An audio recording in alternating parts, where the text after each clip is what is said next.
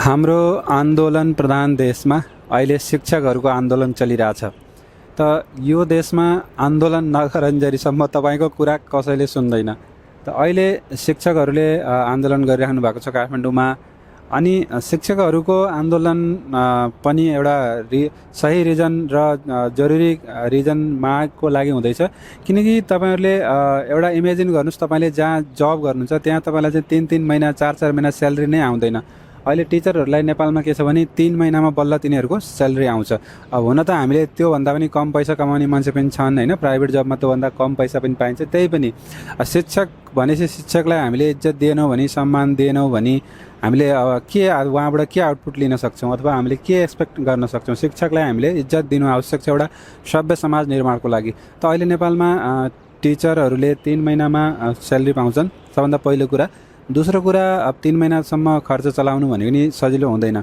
अनि अर्को कुरा, उहाँहरूले चाहिँ अहिले गाउँपालिकाको अन्डरमा गरिदिएको छ, नगरपालिका गाउँपालिका।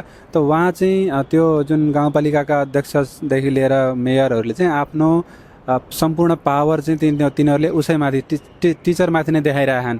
कहिले चाहिँ टिचरलाई जथाभावी ट्रान्सफर गर्ने, यतादेखि उता एक ठाउँमा राम्रोसँग काम गर्न नदिने, अनि अनावश्यक चाहिँ तपाईँको दुःख दिने, चाहिँ के अरे अब त्यो अनुगमनको नाममा चाहिँ नौटङ्की गर्ने, त्यस्ता कामहरू गर्दाखेरि चाहिँ टिचरहरू पीडित भएको छन्।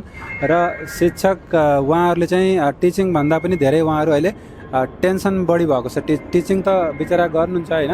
हाम्रो देशका टिचरहरू, हाम्रो छिमेकी देश भारतकै कुरा गरौँ, त्यहाँभन्दा हाम्रो देशका प्राइभेट जुन सरकारी शिक्षकहरूले धेरै मेहनत गर्नुहुन्छ र हाम्रो देशका सरकारी स्कुलहरू पनि राम्रा छन्। भारतका सरकारी स्कुलभन्दा हाम्रो देशका सरकारी स्कुलहरू अलि राम्रा छन्। तर जुन शिक्षकहरूलाई 3 महिनामा स्यालेरी दिने, अनि चाहिँ तपाईँको अब त्यो जथाभावी चाहिँ अनुगमनको रूपमा दुःख दिने, अनि चाहिँ जथाभावी जहिले मन लाग्यो त्यसले ट्रान्सफर गर्ने, गाउँपालिकाभित्र अथवा सहरभित्र चाहिँ उसलाई नचाएको गर्ने, त्यो सब समस्याहरूले गर्दाखेरि टिचरहरू पीडित भएको भएर उहाँहरूले अहिले आन्दोलन गर्नुभएको छ।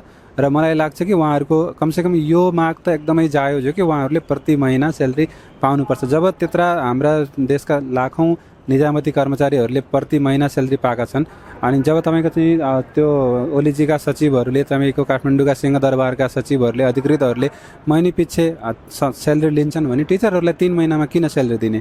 त यो टिचरहरूलाई 3 महिनामा स्यालेरी दिने भनेको एकदमै गलत हो र उहाँहरूले पनि प्रति महिना स्यालेरी पाउनु आवश्यक छ। र तपाईँहरूले यसको बारेमा के सोच्नुहुन्छ कमेन्ट गरेर अवश्य भन्नुहोला।